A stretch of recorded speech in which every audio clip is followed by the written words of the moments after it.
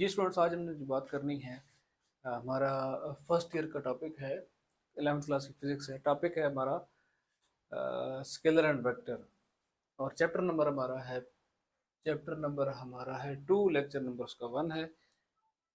Chapter का जो नाम है ना वो है फोर्स एंड मोशन। ठीक है स्टूडेंट्स, चैप्टर का जो नाम है वो क्या है? Force and motion. फोर्स क्या है?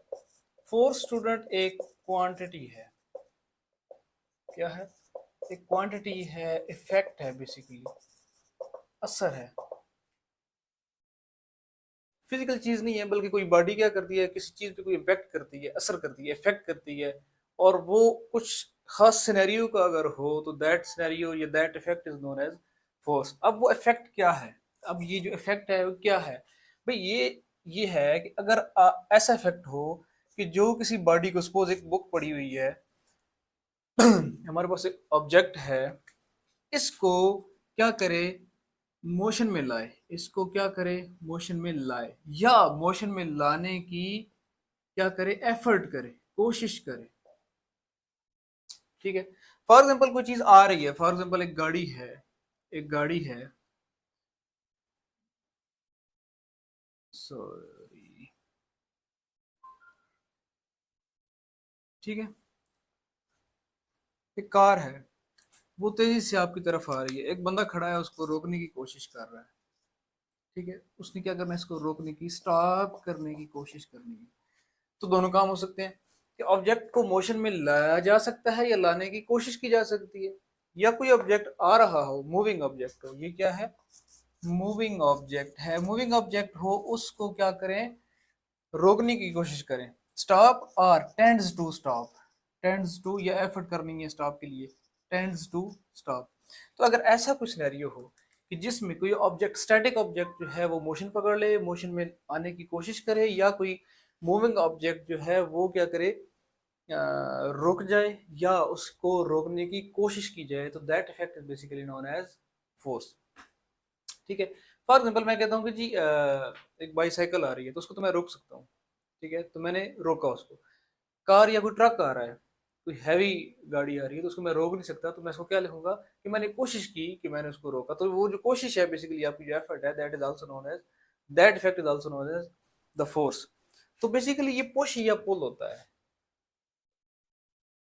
पुश या पुल होता है, किसी चीज को खींचना या धक्का देना। तो that effect is known as force. Students, ये जो क्वांटिटी है, the quantity is actually a vector quantity. तो यही चीज हमने आगे पढ़नी है कि वेक्टर क्या होती है। फोर्स की डेफिनेशन लिख लेते हैं। which an effect with uh, change or tends to change the position of an object is known as force। ठीक हो गया स्टूडेंट्स? ये जो इसकी पोजीशन है ऑब्जेक्ट की, ये दो तरह की हो सकती है। ये मोशन में भी हो सकती है, मूविंग पोजीशन भी हो सकती है। ये स्टूडेंट्स पोजीशन जो है वो स्टैटिक भी हो सकती है, रुकी हुई भी हो सकती है। मैंने आपको एग्जांपल दे दी। ठीक है, ये बुक की एग्जांपल हो गई, ये कार की एग्जांपल हो गई। ये मूविंग थी, ये स्टैटिक थी। The effect which change the position of body, या which tends to move the object या stop the object, is basically known as the force. और मोशन क्या है? Very simple. मोशन क्या है जी? 9th क्लास में आपने पढ़ा होगा कि अगर एक ऑब्जेक्ट हो, if an object change its position, if an object changes position with respect to time and the surrounding,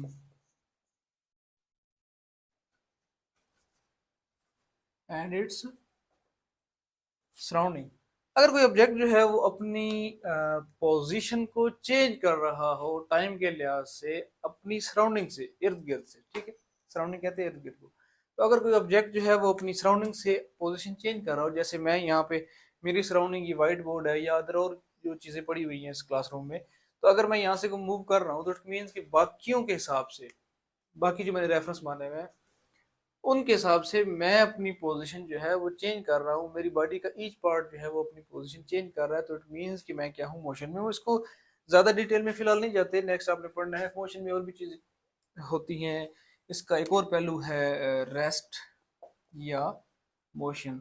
अब स्टूडेंट्स आपने एक बात याद रखनी है कि रेस्ट या मोशन जो दोनों हैं, these are not absolute quantities. ठीक हो गया, ये एब्सोल्यूट क्वांटिटी या एब्सोल्यूट वैल्यूज नहीं होती या एब्सोल्यूट एस्पेक्ट नहीं होता। ठीक है, basically frame of reference define करता है या ऑब्जर्वर डिफाइन करता है कि which object is in motion और which object is in rest. तो इसकी हम फर्दर डिटेलिंग पे नहीं जाते। हमने जो बेसिकली बात कर रही है, अपने पहले टॉपिक की तरफ आना है। The topic is scalar and vector. तो बात यहाँ से शुरू हुई थी कि फोर्स इज अ क्वांटिटी। कौन सी क्वांटिटी है? वेक्टर क्वांटिटी है। फिर इसकी डेफिनेशन और कुछ एग्जांपल वगैरह हमने देखी, फिर मोशन को एलैबोरेट किया। अभी हमने पढ़ना है कि जब फोर्स एक वेक्टर क्वांटिटी है तो सर हमें ये बताएं कि वेक्टर एक क्या चीज़ है। वेक्टर हमें कोई नई चीज़ लग रही है, तो पढ़ लेते हैं वेक्टर क्या है। स्टूडेंट्स आपने ना 9th क्लास में, इवन इस क्लास में भी एक चीज़ पढ़ी है, एक टॉपिक पढ़ा है क्वांटिटीज। आपने एक टॉपिक पढ़ा है जी, क्या स्टूडेंट्स? आपने पढ़ा है क्वांटिटीज, मिकदारें। ठीक हो गया। आपने पढ़ा था सर कुछ क्वांटिटीज जो होती हैं वो फिजिकल, ये आपकी रिवीजन भी हो रही है, फिजिकल क्वांटिटीज होती है सर, कुछ क्वांटिटीज होती हैं वो नॉन फिजिकल क्वांटिटीज होती हैं। जी स्टूडेंट्स, फिजिकल क्या बताई थी जी? आपको बताई थी कि जो मेजरेबल क्वांटिटीज हो सकती हैं, जो मेजरेबल क्वांटिटीज हैं, all these quantities are physical. जो नॉन मेजरेबल हैं, नॉन मेजरेबल हैं, all these are non physical quantity. Sir ये तो बात समझ में आती है कि मेजरेबल जो होती हैं, फॉर एग्जांपल है लेंथ है, फॉर एग्जांपल टाइम है, फॉर एग्जांपल मैस है, तो एक्सेट्रा, पावर है, एनर्जी है। सर ये तो हमें समझ आ गई कि जो मेजरेबल क्वांटिटीज होती हैं all these are physical quantity. Sir non non measurable कौन सी होती हैं भाई? आपके जो फीलिंग्स हैं, आपकी जो फीलिंग्स हैं, एहसासात जो हैं आपके, एंगरनेस, गुस्सा, ठीक है, हैप्पीनेस, इनको इनकी पैमाइश नहीं की जा सकती। कोई बंदा कितना गुस्से में है, कोई बंदा कितना खुश है, तो उसकी पैमाइश नहीं की जा सकती। तो all these are known as non physical quantities. तो फिजिक्स में हमने नॉन फिजिकल क्वांटिटी का, हमने कोई लव हेट की कहानी यहाँ पे नहीं करनी, बल्कि हमने फिजिकल क्वांटिटी को लेकर चलना है। तो सर आपने फिजिकल क्वांटिटी भी तो बताई थी। हाँ जी बताई थी। क्या बताई थी जी? फिजिकल क्वांटिटीज मैंने बताई थी कि दो तरह की होती हैं। फिजिकल क्वांटिटीज मैंने क्या बताया था कि जी कितनी तरह की होती हैं? कुछ क्वांटिटी स्टूडेंट्स बेस क्वांटिटीज होती हैं, कुछ क्वांटिटी स्टूडेंट्स डिराइव्ड क्वांटिटीज होती हैं। जी बिल्कुल। 7 बेस क्वांटिटीज सिस्टम इंटरनेशनल में आपने पढ़ा था। 7 बेस क्वांटिटीज, तो डिराइव्ड क्वांटिटी अनलिमिटेड होती हैं, यानी आप इसको बेस क्वांटिटी से डिराइव करते ही जाए। सर ये तो टाइप्स हैं क्वांटिटीज की, समझ आ गई है, ये तो टाइप्स हैं, लेकिन इनमें फर्दर कुछ क्वांटिटीज ऐसी आ जाती हैं, जिस तरह मैं कहता हूँ जी लेंथ है, मैस है, वेट है, फोर्स है। ठीक है, चलें इतना ही लिख लेते हैं। तो सर इसमें कुछ क्वांटिटीज ऐसी हैं, ठीक है, बेस डिराइव तो एक कैटेगरी उनकी है, लेकिन फर्दर इनको कैटेगराइज करने की बड़ी जरूरत पड़ गई। क्यों? तो देखिए मैं अगर मैस की बात करूं, 2 किलोग्राम, ठीक है, आप गए हैं दुकानदार को कहा है आपने कि तो मुझे 2 किलोग्राम चीनी दे दें। आपका 2 जो है वो मैग्नीट्यूड है, जो किलोग्राम है दैट इज यूनिट। तो स्टूडेंट्स आपकी बात पूरी हो गई। आपने कहा जी 2 किलोग्राम चीनी दे दें, 2 किलोग्राम चावल दे दें, एक्सेट्रा, तो आपकी बात पूरी हो गई। आपने कोई और किसी चीज की एक्सप्लेनेशन देने की आपको जरूरत नहीं पड़ी। क्यों? क्योंकि आपका मैग्नीट्यूड और यूनिट ने आपकी बात को मुकम्मल कर दिया।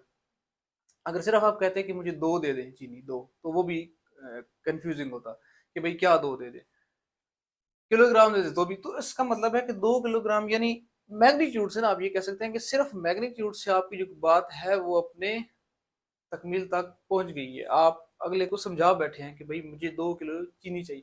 किलो यूनिट है तो वो तो ऑब्वियसली बात है, कोई भी क्वांटिटी होती है उसके साथ यूनिट तो होता ही होता है। ठीक है, कोई भी फिजिकल क्वांटिटी है उसके साथ यूनिट होता है। अब हम बात ये करने लगे थे कि अगर मैं आपको कहूँ कि भाई दरवाजा खोलो, ठीक है, आप किसी ऑफिस जा रहे हैं, कि स्कूल के आप प्रिंसिपल के ऑफिस जा रहे हैं, आप दरवाजे पे पुश या पुल नहीं लिखा हुआ और वो दरवाजा खुलना है अंदर की तरफ, आप उसको जोर से खींचते हैं बाहर की तरफ और दरवाजा तोड़ देते हैं। इट मींस कि आपने लगाई फोर्स, उसको मूव किया ना, ये टर्न्स टू मूव किया, ठीक है, मोशन की या मोशन करने की कोशिश की।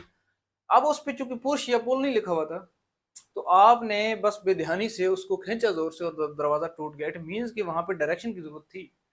क्या मतलब है इसका, कि वहां पे आपने जो फोर्स लगाई है, आपने जो फोर्स लगाई है उसका, ठीक है, मैग्नीट्यूड तो आपको जितनी जरूरत होगी उस हिसाब से आप जोर लगाएंगे, लेकिन उसके साथ साथ आपको स्पेसिफिक डायरेक्शन बताना भी जरूरी थी। बिल्कुल ऐसे ही जैसे अगर एक टेबल यहाँ पे पड़ा हो और मैं यहाँ से दो स्टूडेंट्स को कहूँ कि इसको उठा के आपने पॉइंट बी पे रखना है, ये पॉइंट ए पे है अभी। अब स्टूडेंट्स आए, एक स्टूडेंट यहाँ पे फोर्स लगाए F1, दूसरा स्टूडेंट यहाँ इस तरफ फोर्स लगाए F2, तो क्या ये टेबल उठेगा? बिल्कुल नहीं उठेगा। क्यों नहीं उठेगा? क्योंकि यहाँ पे फोर्स तो लग रही है, ऑब्वियसली बात है, फोर्स तो लग रही है, दोनों कुछ ना कुछ काम तो कर रहे हैं, लेकिन फोर्स का रिजल्ट कोई नहीं आ रहा। क्यों रिजल्ट नहीं आ रहा? क्योंकि डायरेक्शन फोर्स की क्या है, डिफरेंट।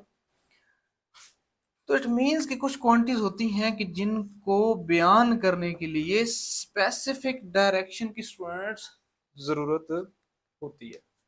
ठीक है, तो हमें फिर जरूरत पड़ गई ना कि हम बेस और डिराइव्ड क्वांटिटीज में से ना कुछ क्वांटिटीज की छांटी कर लें, अलग कर लें उनको। क्या कि जो हमारे पास डायरेक्शन वाली क्वांटिटीज हैं उनको अलग कर लेते हैं, जो नॉन डायरेक्शनल हैं उनको अलग कर लेते हैं। यानी कुछ जिनके लिए हमें डायरेक्शन की जरूरत नहीं है तो उनको हम अलग कर लेते हैं, और जिनके लिए हमें डायरेक्शन की जरूरत है उनको अलग कर लेते हैं। तो स्टूडेंट्स, हम अगर अलग करें तो वो वाली क्वांटिटीज जिनके साथ डायरेक्शन की जरूरत नहीं पड़ती, that are called scalar quantities. जिनके लिए डायरेक्शन की जरूरत स्टूडेंट्स पड़ती है, दैट आर वेक्टर। और कोई लंबी चौड़ी कहानी नहीं है, बस। जी क्या भाई, जो quantities without any describe direction, अगले को बात समझ आ जाए, दैट क्वांटिटीज आर स्केलर। और कुछ क्वांटिटीज होती हैं जिनको बताने के लिए, समझाने के लिए हमें डायरेक्शन की जरूरत भी होती है, that quantities are known as vector quantities. तो ठीक है, इनको थोड़ा एक्सप्लेन कर लेते हैं जी। क्या अगर आपने नोटिंग करनी है, साथ साथ नोट कर रहे हैं, तो आपने इस चीज की स्क्रीनशॉट साथ साथ आपने ले लेने हैं, ठीक है जी। स्टूडेंट्स, नेक्स्ट हम क्या करने लगे हैं? स्टूडेंट्स, नेक्स्ट हम करने लगे हैं जी कि scalar and vector quantities.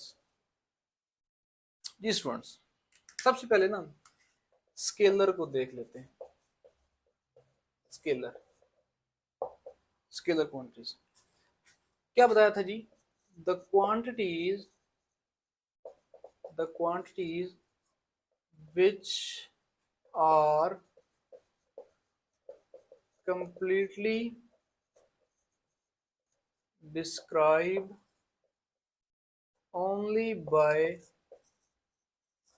magnitude are called, क्या called जी? Scalar quantities. The quantities which can only be described by its magnitude, by their magnitude, are called scalar quantities.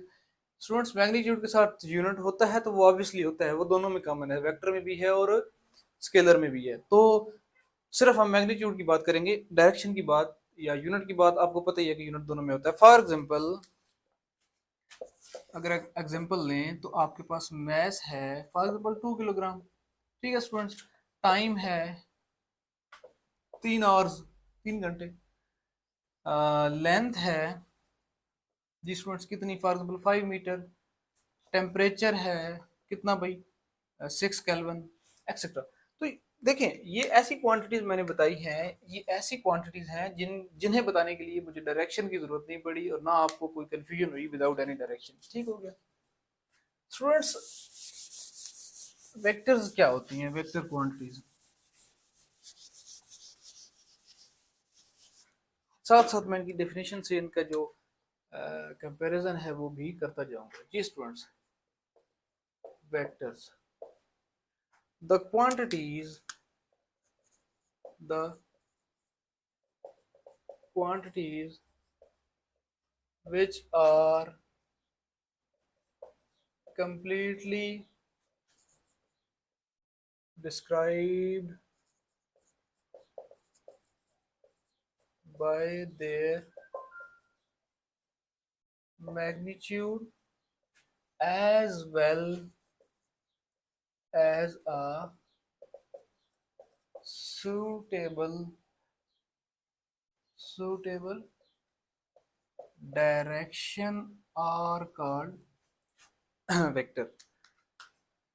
Ji students, वो वाली क्वांटिटीज जिनको डिस्क्राइब करने के लिए हमें जरूरत पड़ती है डायरेक्शन की। फॉर एग्जांपल स्टूडेंट्स, फोर्स है, ठीक है, स्टूडेंट्स आपके पास वेट है, आपके पास डिस्प्लेसमेंट है, आपके पास वेलोसिटी है, आपके पास एक्सेलरेशन है, एक्सेट्रा। ठीक हो गया। तो all these quantities are called या are known as vector quantity. Students, इनकी अगर मैं रिप्रेजेंटेशन की बात करूं, representation representation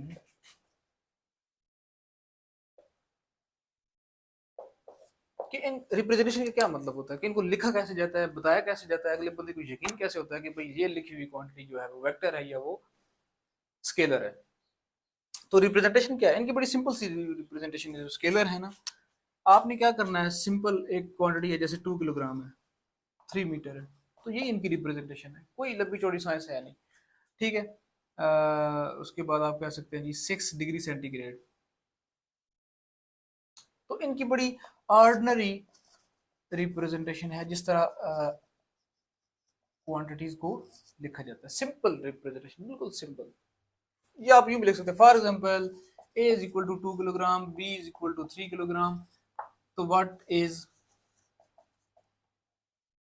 a plus b? तो सिंपल है, 2 kilogram plus 3 kilogram is equal to 5 kilogram. ठीक हो गया। इनकी जो रिप्रेजेंटेशन है दैट इज नॉट सिंपल, बल्कि आपने क्या करना है, बोल्ड लेटर जो है, बोल्ड लेटर, फॉर एग्जांपल एक वेक्टर है, वो ए को रिप्रेजेंट कर रहा है, जिस तरह यहाँ पे एक स्केलर क्वांटिटी है 2 किलोग्राम। तो आपने छोटी क्लासेस में पढ़ा होगा कि अगर एक दर्जन अंडे इतने के हैं, 5 दर्जन अंडे कितने के होंगे, ठीक है। या फॉर एग्जांपल एक क्वांटिटी है, जिस तरह मैंने वहां पे लिखा है, A which represent to 3 kilogram, B which represent to 5 kilogram, C which representing to 8 kilogram, et cetera. तो ठीक है, ये A B C all these were scalar quantities, but now we are discussing the vector quantities. And let us take an example कि एक vector है, कोई भी vector है, ठीक है, उसकी जो रिप्रेजेंटेटिव है that is a, for example that is a. लेकिन स्टूडेंट्स ये सिंपल ए नहीं होगा सिंपल ए नहीं होगा, बल्कि इसको क्या करेंगे, थोड़ा बोल्ड कर देंगे। क्या करेंगे, थोड़ा बोल्ड कर देंगे। तो ये जो बोल्ड लेटर होंगे, these are the vectors. Sir bold तो अगर मैं पीसी पे काम कर रहा हूँ, कंप्यूटर लैपटॉप वगैरह पे, तो फिर तो मैं बोल्ड करना मेरे लिए बड़ा आसान है, मैं कोई टाइप कर रहा हूँ तो बोल्ड कर लूँ। अगर सर मैं बोल्ड करना किसी कागज पे बैठ जाऊँ या व्हाइट बोर्ड पे बोल्ड करना बैठ जाऊँ, तो मेरा तो कागज खराब हो जाएगा, व्हाइट बोर्ड खराब हो जाएगा, टाइम लगेगा। तो भाई देखें, आपने क्या करना है, आपने उसका एरो हेड बना लेना है। यही वेक्टर है ए, बोल्ड ना करें, उसके ऊपर एक छोटा सा एरो लगा दें, छोटा सा एरो लगा लें। तो ये आपकी क्या है, रिप्रेजेंटेशन है। बाज दफा कुछ लोग जल्दी में ए के ऊपर इस तरह का एरो लगा देते हैं, ये भी आपका वेक्टर है। कुछ लोग इस तरह का लगाते हैं, ये भी वेक्टर है। कुछ लोग यूं करते हैं, सिंपल लाइन लगा लेते हैं, ये भी वेक्टर है। कुछ लोग इसके नीचे लाइन लगा लेते हैं। तो ये सारी की सारी क्या है, आपकी रिप्रेजेंटेशन है, ठीक है। लेकिन आपने यहीं तक महदूद रहना है, इन्हीं का ख्याल करना है। पेपर में अगर कोई बात आ जाए तो आपने सिर्फ लिखना है, या उसको बोल्ड लेटर से लिखते हैं या फिर उसको एरो हेड उसका बना लेते हैं। ठीक हो गया स्टूडेंट्स, वेक्टर कोई भी हो सकता है, A B C D etcetera. अच्छा, देन इसका स्क्रीनशॉट अगर आपने लेना है तो ले लें। अच्छा जी स्टूडेंट्स,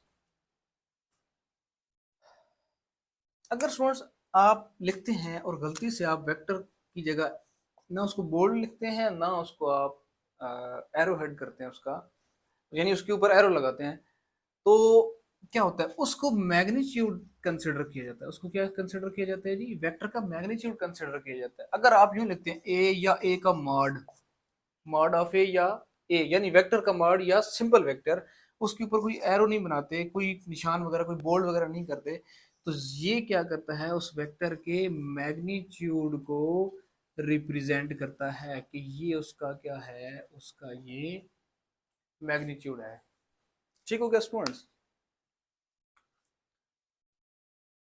अच्छा जी, स्क्रीनशॉट ले लिया आपने। नेक्स्ट हम चलते हैं जी।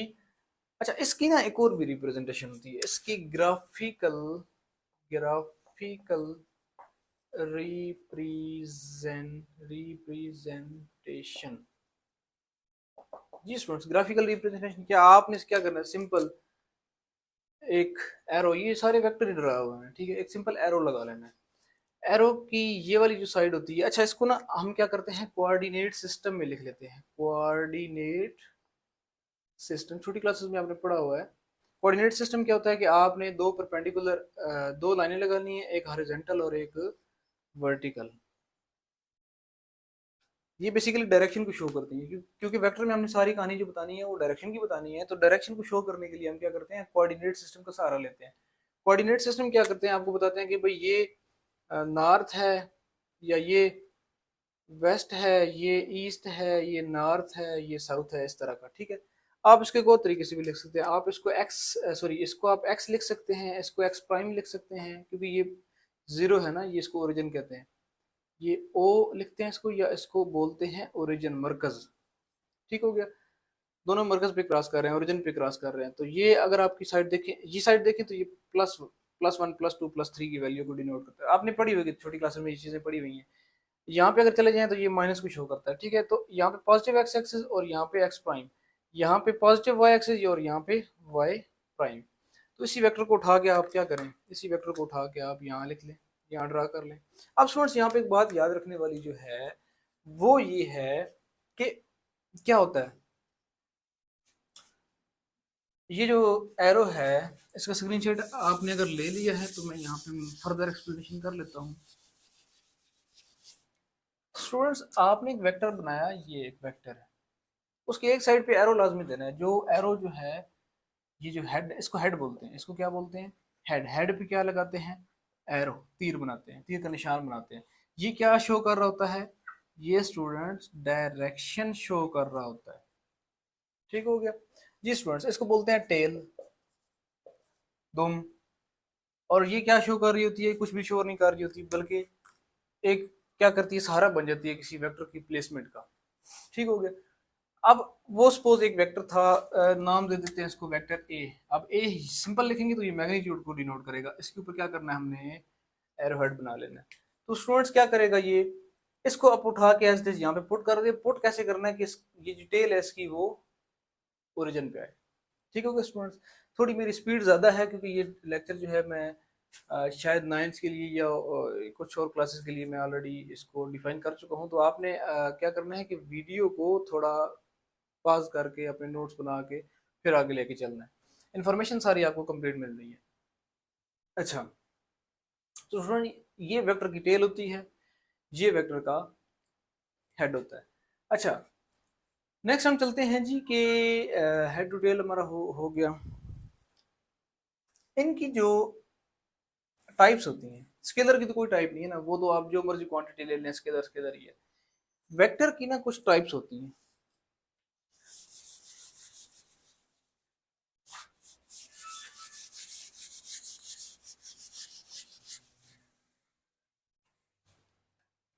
Types of, types of vector. जी स्टूडेंट, स्टूडेंट साथ में इकट्ठे ही लिख लेता हूँ, इक्वल वेक्टर, जी students, unequal vectors, parallel vectors,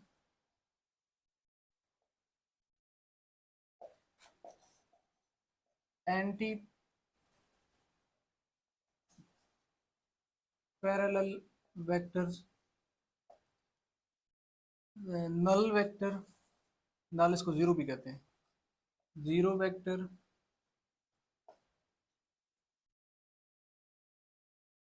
और क्या है जी, यूनिट वेक्टर। कुछ और भी होती है स्टूडेंट्स टाइप्स, कोप्लेनर,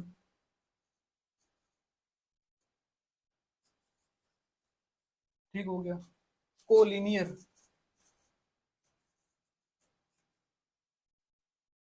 ठीक हो गया जी स्टूडेंट्स। इक्वल वेक्टर क्या होते हैं कि जिनका जो मैग्नीट्यूड है प्लस जिनकी जो डायरेक्शन है वो अगर सेम हो तो वो वाले वेक्टर जो होते हैं इक्वल वेक्टर कहलाते हैं। For example 3 Newton east and 5 Newton east, तो ये क्या है, पैरेलल वेक्टर है, फॉर सॉरी इक्वल वेक्टर है, ठीक है। ये आपका 3 न्यूटन है, सॉरी इधर भी क्या आएगा, 3 ही आएगा। एक और वेक्टर है वो भी आपका 3 न्यूटन है, तो इनका क्या है जी, ये दीज बोथ आर क्या है, इक्वल वेक्टर। अनइक्वल क्या है कि उनका मैग्नीट्यूड या इधर आएगा magnitude and direction must be same, यहाँ पे आएगा मैग्नीट्यूड या डायरेक्शन जो हो अगर वो डिफरेंट हो जाए, अगर वो डिफरेंट हो जाए, यानी यहाँ पे जिस तरह पहले 5 था तो वो क्या होगा, अनइक्वल वेक्टर होगा, या डायरेक्शन डिफरेंट हो जाएगा, मतलब 3 न्यूटन ये है, 3 न्यूटन ये है, तो देखिए मैग्नीट्यूड तो दोनों का सेम है लेकिन डायरेक्शन जो है वो सेम नहीं है, तो इट मीन्स कि ये जो है अनइक्वल है। यहाँ मैं कहता हूँ डायरेक्शन दोनों की सेम है लेकिन ये 3 न्यूटन है, ये 5 न्यूटन है, तो उसका मतलब है कि these are unequal vector. Parallel vector students क्या होता है, जिनकी डायरेक्शन सेम हो, जो मैग्नीट्यूड है वो बेशक जो भी हो, डायरेक्शन जो है वो सेम हो, यानी एंगल जो हो थीटा वो 0 डिग्री हो। फॉर एग्जांपल एक वेक्टर ए ये है, फॉर एग्जांपल एक वेक्टर बी जो है वो, अब देखिए स्टूडेंट्स इन दोनों में जो थीटा है एंगल वो क्या है, इन दोनों में जो एंगल थीटा है दैट इज 0 जी स्टूडेंट्स। एंटी पैरेलल क्या है कि जी जिनका थीटा जो है वो 180 डिग्री हो, जिनका जो एंगल है वो कितना हो 180 डिग्री। एंड एंटी पैरेलल में एक वेक्टर ये जा रहा है ए वेक्टर, ठीक है, एक वेक्टर ये आ रहा है बी वेक्टर, एंगल कितना हुआ 180। हमने बेसिकली नेक्स्ट पढ़ना है पैरेलल शिफ्टिंग ऑफ वेक्टर, तो उसमें हम देख सकते हैं कि ये वेक्टर आप उठा के यहाँ भी लिख सकते हैं, तो यहाँ पे देखिए यानी बी वेक्टर यहाँ पे आ गया, तो यहाँ पे देखिए एंगल कितना बन गया 180 डिग्री, ठीक हो गया। तो एंटी पैरेलल क्या होता है कि जो जिनकी डायरेक्शन बिल्कुल ये अपोजिट हो, 180 का डिफरेंस हो। Null vector zero vector students जिनका मैग्नीट्यूड जो है वो जीरो हो, स्टूडेंट्स जिनका मैग्नीट्यूड क्या हो, मैग्नीट्यूड वो जीरो जीरो हो, ठीक है स्टूडेंट। सर ऐसी कौन सी चीज है जिसका मैग्नीट्यूड जीरो हो और वो एग्जिस्ट करती हो, 0 kg का पत्थर पड़ा हुआ है तो नॉन सेंस, ठीक है। तो उसका मतलब है किसी चीज का मैग्नीट्यूड जीरो हो तो वो एग्जिस्ट नहीं करती, लेकिन वेक्टर एग्जिस्ट करते हैं, क्या, क्योंकि वेक्टर में सिर्फ मैग्नीट्यूड तक कहानी मौजूद नहीं रहती ना, बल्कि डायरेक्शन भी होती है। तो जीरो जीरो वेक्टर या जो नल वेक्टर होता है उसकी कोई ना कोई डायरेक्शन होती है लेकिन आर्बिट्रेरी होती है, विद आर्बिट्रेरी डायरेक्शन। स्टूडेंट्स जो जीरो वेक्टर है या जो नल वेक्टर है उसका मैग्नीट्यूड तो जीरो होता है लेकिन उसकी कोई भी आर्बिट्रेरी डायरेक्शन होती है। For example zero displacement north, यानी कार जो है वो मूव कर रही है, अब उसकी स्पेसिफिकेशन या करेक्टरिस्टिक्स आपने बताना है कि ये कार कितना कितना मूव की है, तो मैं कहता हूँ भाई 5 न्यूटन जो गई, 5 मीटर जो गई है वो ईस्ट गई है, यानी डिस्प्लेसमेंट उसका बता रहा हूँ, या एक्सेलरेशन अगर उसको मैं बताऊँ, 5 मीटर ईस्ट गई है, 3 मीटर वेस्ट गई है, और 0 डिस्प्लेसमेंट उसने किया है जी नॉर्थ की तरफ, एक्सेट्रा, ठीक हो गया। तो इसका मतलब है कि वेक्टर जीरो वेक्टर क्या होता है कि आपने उसका मैग्नीट्यूड तो जीरो लिखना है लेकिन कोई ना कोई डायरेक्शन उसको स्पेसिफाई कर रही होती है। देन यूनिट वेक्टर क्या होता है स्टूडेंट, सबको पता है, जिस यूनिट क्या कहते हैं, यूनिट कहते हैं वन को, तो जिसका मैग्नीट्यूड जो है वो क्या है, वो अगर वन हो, जिसका मैग्नीट्यूड क्या हो स्टूडेंट्स वन हो, ये जो स्टूडेंट्स यूनिट वेक्टर होता है इसको किसी डायरेक्शन के लिए यूज किया जाता है। आपने अक्सर पढ़ा होगा किसी चीज पे यूं छोटी सी कैप लग जाती है, तो यही यूनिट वेक्टर की नोटेशन है, रिप्रेजेंटेशन है। एक क्वांटिटी है, अगर एक डेरिवेशन की हुई है, एक इक्वेशन लिखी हुई है, उसके साथ क्या होता है कोई भी एक यूनिट वेक्टर लिखा होता है, इस तरह का कैप बनी होती है उसके ऊपर, तो उसका मतलब है ये यूनिट वेक्टर है। इसका स्टूडेंट क्या होगा, मैग्नीट्यूड वन होगा और कोई स्पेसिफिक डायरेक्शन होगी, आर्बिट्रेरी नहीं बल्कि कोई क्या होगी, स्पेसिफिक डायरेक्शन होगी, ठीक है जी। नेक्स्ट आप पढ़ेंगे भी सही। कोप्लेनर प्लेन क्या होता है बेसिकली कि आपने तीन प्लेन एक्स वाई जी, ये व्हाइट बोर्ड आपका एक प्लेन है, ठीक है। फॉर एग्जांपल अगर इस व्हाइट बोर्ड के साथ मैं एक और व्हाइट बोर्ड यहाँ यूं रख दूं हॉरिजॉन्टल, वो दूसरा प्लेन आ जाएगा। स्टूडेंट्स, कोई दो वेक्टर जो होते हैं दुनिया जहान के वो कोप्लेनर होते हैं, यानी अगर मैं वेक्टर ए और वेक्टर बी को ये रखूं, ठीक है, तो यहाँ स्टूडेंट्स क्या होगा, सपोज मेरे पास ये पेजेस है, ये एक प्लेन है ना, जिस तरह व्हाइट बोर्ड ये एक प्लेन था, तो ये एक प्लेन है, तो ये एक सेम प्लेन पे लाई कर रहे हैं, तो ये को प्लेनर होंगे जो सेम प्लेन पे लाई करेंगे। अगर ये प्लेन ऐसे हो फिर भी सेम प्लेन है, अगर ये प्लेन ऐसे हो फिर भी सेम प्लेन है। लेकिन अगर स्टूडेंट्स एक वेक्टर और आ गया जो इस प्लेन को क्रॉस कर रहा है, ठीक है, तो वो एक और प्लेन पे आ गया, यानी यहाँ पे एक और प्लेन था, इसके ऊपर ये वेक्टर आ गया, तो ये अब ये तीनों को प्लेनर नहीं है, बल्कि ये क्या है, ये दो कोप्लेनर हैं, क्योंकि सेम प्लेन पे है। व्हाइट बोर्ड आपका एक प्लेन है, ये फर्श आपका एक प्लेन है, छत आपका एक प्लेन है, दीवारें आप, तो मतलब है कि आपका सेम प्लेन पे, प्लेन बेसिकली सरफेस, तो सेम सरफेस या सेम प्लेन पे आपका अगर कोई दो वेक्टर लाई कर रहे हो, तो जो तीन वेक्टर लाई, तीन भी लाई कर सकते हैं ना, देखो अब तीनों सेम प्लेन पे, अब तीनों सेम प्लेन पे नहीं है, या अगर इसको मैं पीछे रख लूं, अब तीनों सेम प्लेन पे नहीं है। तो अगर कोई वेक्टर स्टूडेंट्स सेम प्लेन पे लाई कर रहा हो, वेक्टर सेम प्लेन पे लाई कर रहा हो, तो वो होते हैं कोप्लेनर। और अगर एक ही लाइन में दो वेक्टर हो, vector A and vector B, तो उनको कहते हैं कोलिनियर, कोलिनियर वेक्टर, ठीक हो गया। अगर एक ही लाइन में हो तो कोलिनियर। तो ये चीज स्टूडेंट्स टाइप्स, आपने इनका स्क्रीनशॉट लेना है या इनको नोट करना है तो कर लें। नेक्स्ट इंशाल्लाह हम अपने नेक्स्ट चैप्टर में देखेंगे कि थोड़ा सा मैं टाइप्स को भी एलेबरेट कर दूंगा, देन हम देखेंगे कि पैरेलल शिफ्ट क्या होती है। और जो सबसे हमारा मेन टॉपिक है, एडिशन ऑफ वेक्टर हो गया, ठीक है। फिर एंगल कैसे फाइंड करते हैं, जिससे एमसीक्यू जाते हैं आपके बोर्ड के पेपर में, ठीक है, ये भी बेसिकली सारे एमसीक्यू या शॉर्ट क्वेश्चन आपने क्लियर किए। तो नेक्स्ट एंगल, जो दो वेक्टर हैं उनके दरमियान एंगल अगर आ गया है, ठीक है, यहाँ पे तो मैंने सिंपल को बता दिया था ना कि अगर 180 0 हो तो वो कौन से वेक्टर होते हैं। लेकिन अगर कोई भी डिफरेंट एंगल आ जाता है, 45 का एंगल आ जाता है, 90 का, 60 का, तो वो एंगल फाइंड कैसे करते हैं बेसिकली, या देखते कैसे हैं कि ये एंगल करेक्ट है कि नहीं है। तो ये सारी बातें हमने नेक्स्ट लेक्चर में हम देखनी है। कुछ इसकी और भी हमने कैरेक्टरिस्टिक्स देखने हैं स्केलर और वेक्टर के, तो नेक्स्ट जो लेक्चर है वो आपने ज़रूर देखना है। आज के लिए अल्लाह हाफिज़। तो ये आपने कुछ स्क्रीन शॉट अगर लेना है इसका, स्टूडेंट्स ले लें। मैं थोड़ी देर इसको पॉज करता हूँ वीडियो को।